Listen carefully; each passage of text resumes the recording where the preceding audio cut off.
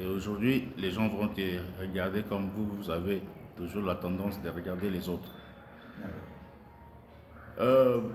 Union pour la protection des couples et familles vient de mettre en place une institution de formation pour les couples. Il s'agit de... on nous a dit que vous êtes parmi le... Vous êtes les chargeurs de... Vous êtes lecteur là-bas. Vous êtes lecteur général. C'est ça, non? Oui. Comment cette université de couple est organisée? Vous, en tant que recteur. Bon, nous devons d'abord commencer par dire quelque chose pour remercier d'abord de nous avoir abordés et dire que c'est d'abord dans un souci d'améliorer l'être ou la façon de vivre de nos couples. Parce que nous avons déjà constaté, après beaucoup de recherches que nous avons menées, qu'il y a beaucoup de couples qui ils vivent parce qu'ils sont là. Comme le disait Nancy, Père Nancy, c'était un ancien conseiller conjugal, ce n'était pas un ancien conjugal, mais un conseiller conjugal et familial qui disait, c'était un Polonais, qui disait, dans 12 couples, si on prenait 12 couples, il y a 6 couples qui vont se terminer en cours de route sans atteindre leur but, donc divorcer. Tandis qu'il y a 4 couples qui ils vivent là parce qu'ils sont là, parce que la communauté risque de dire quelque chose, parce que la famille va dire, ça signifie que c'est un mariage sans amour. Et peut-être 2 couples vont vivre un mariage heureux. Moi, je viens d'écouter de nouveau encore aujourd'hui. Hier, le matin, je viens d'entendre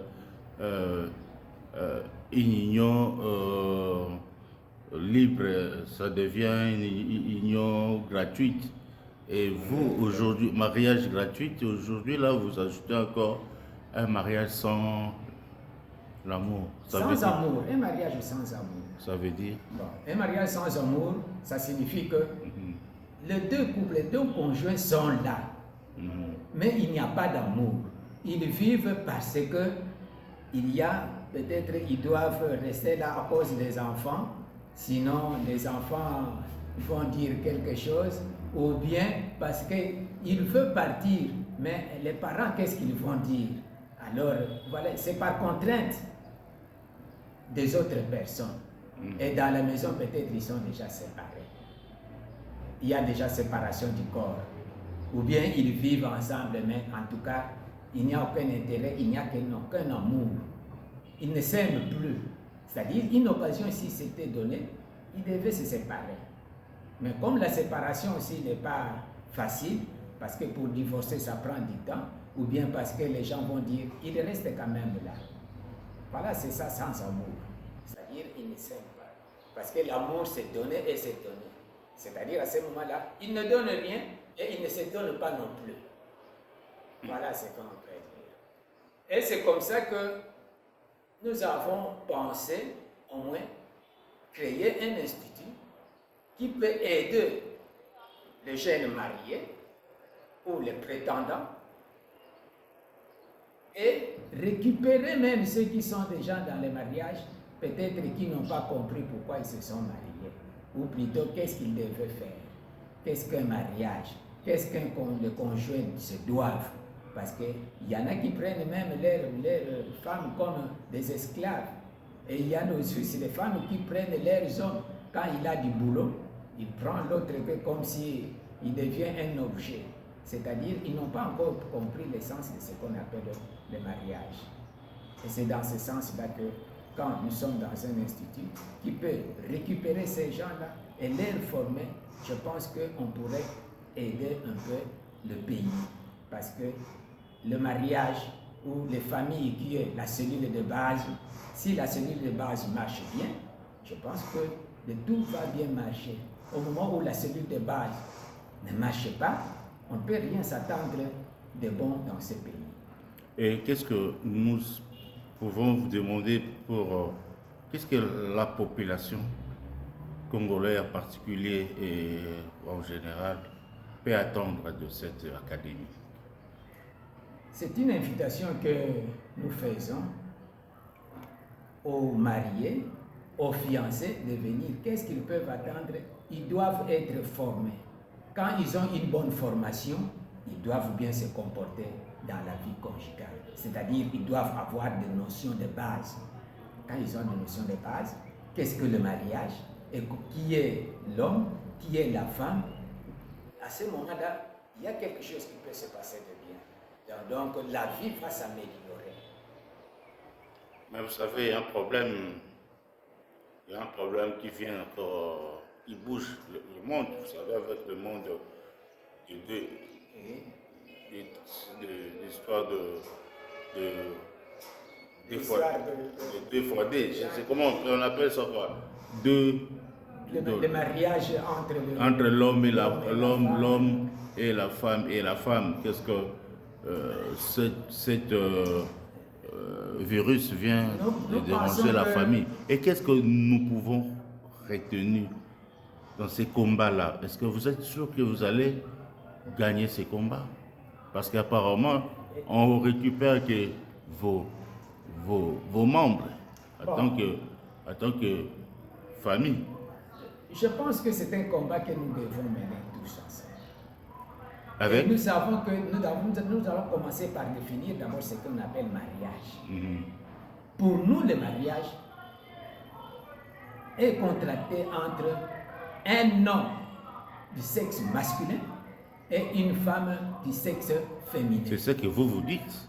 Pas eux. C'est ça aussi. Non, pas eux. Eux aussi, de même mariage, l'homme et l'homme peuvent se marier. C'est l'union, n'est-ce pas? C'est justement ça, c'est un virus qui est là. Okay. C'est ce qu'on doit combattre. Qui n'est pas un mariage en principe. Parce que dès le départ, le mariage a été défini. Et la Bible même dit que c'est une abomination quand les gens se marient. Et votre coutume dit quoi? Si la Bible dit. Oui. Alors nous disons que le mariage c'est entre... Votre coutume, qu'est-ce qu'ils peuvent dire? Oh, chez nous, ça n'existe même pas. On ne parlerait même pas de ça. Et quand on en parle au village des histoires comme ça, non, ils risquent de s'enterrer vivants. Ah bon? Chez nous, ça n'existe pas. Ce sont des histoires qu'on voit dans des villes, ou bien surtout qui sont importées. Tu pouvais nous dire que dans votre tribu, il n'y a pas un de vos tribus sont aux Adé? Même moi, personnellement, il n'y a pas longtemps que j'ai entendu parler de ces histoires. Ah bon? Pour la première fois, j'ai entendu ça quand, si je peux citer, les membres de la communauté famille chrétienne ont exposé ces cas-là à l'Assemblée nationale, je crois, pour défendre ces cas-là. C'est à ce moment-là que j'ai compris, oh, ça existe. Mais sinon, je n'en connaissais pas. Rentrons à notre sujet. Oui. On parle de académie. Et au moment où il y a déjà des virus qui sont propagés partout dans le monde, et vous amenez votre académie. Et eux aussi, ils sont en train de former pour gagner beaucoup des hommes dans vos maisons. Et il y a aussi des copains. Il y a aussi des copines et copines sans vous tenir rigueur de ça.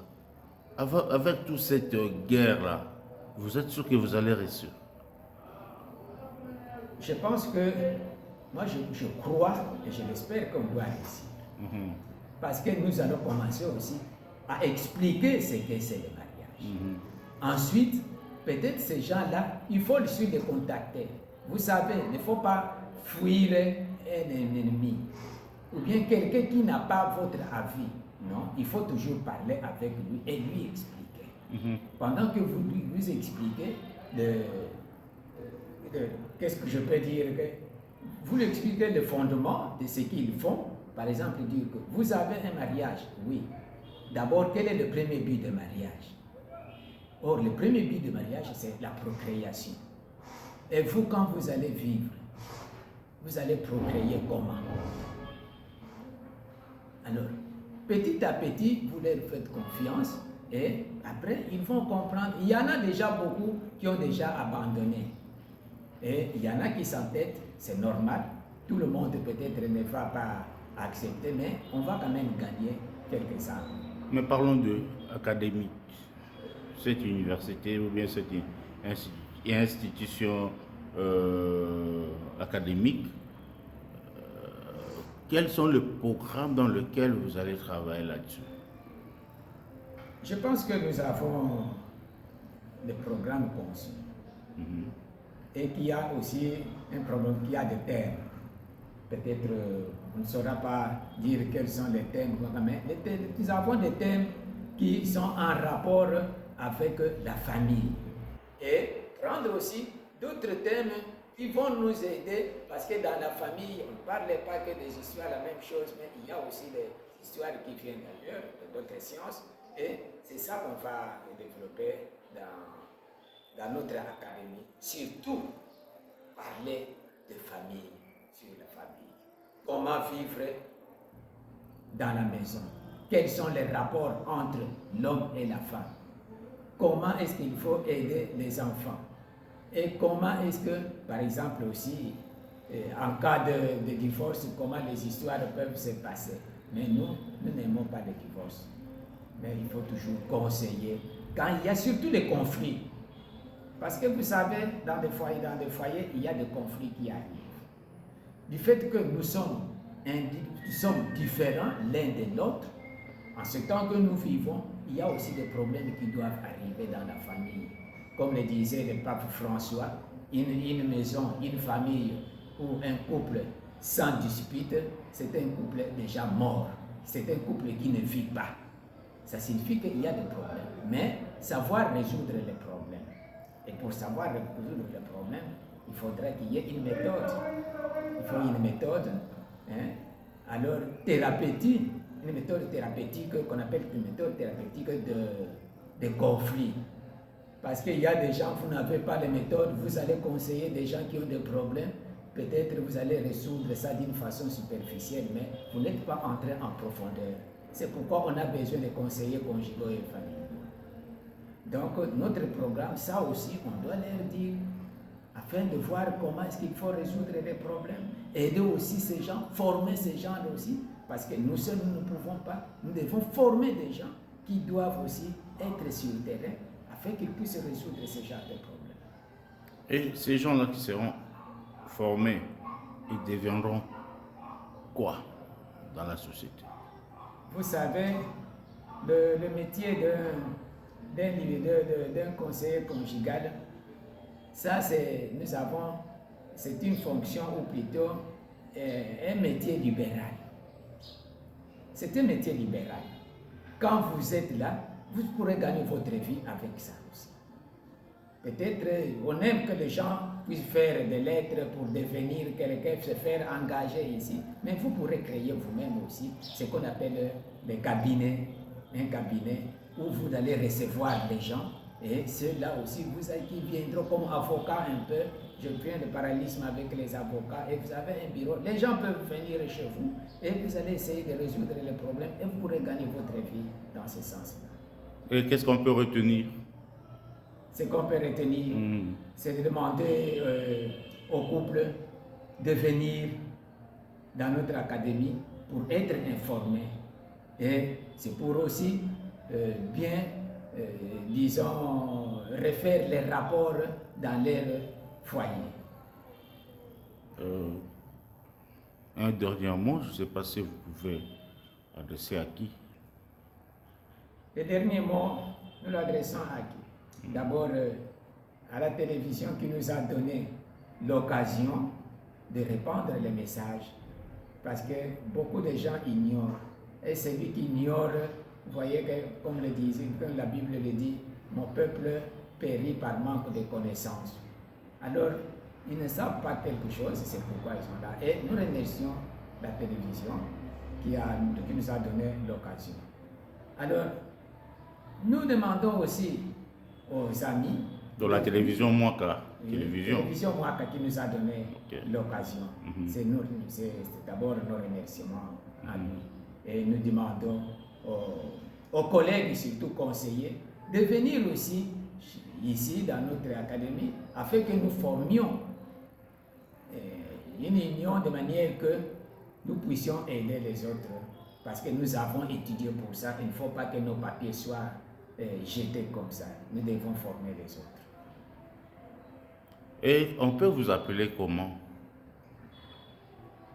Selon les titres académiques que nous avons, on nous appelle des conseillers conjugaux et familiaux. Ok. Mais nous sommes en train de lutter, de voir que cette dénomination même quand nous étions à l'Institut, on se disait cette dénomination, on doit encore voir vraiment quelle notre dénomination qu'on pourrait donner. Mais jusque-là, nous sommes appelés les conseillers conjugaux et familiaux. Et vous, on vous appelle comment? Vous, en tant que personne que nous avons interviewé, comment on peut vous présenter? Bon, d'abord, je m'appelle Paul-Marie Lusengi Wanti.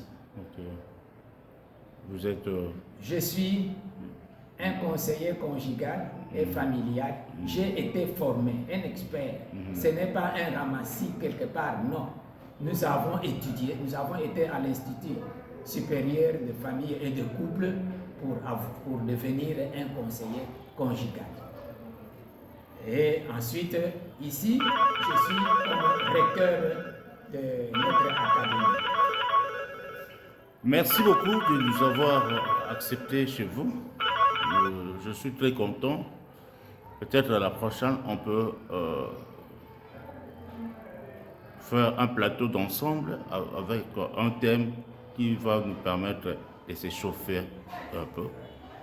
Merci à vous, nos téléspectateurs, de nous avoir suivis, toujours dans le cadre de notre émission Libre Pensée, et que nous sommes venus voir, visiter les lecteurs de Académie de Union pour la protection des couples et familles. Encore une fois, merci de nous avoir choisis. Merci. Merci, c'est moi qui vous remercie et je vous remercie davantage. Je vous en prie. Merci.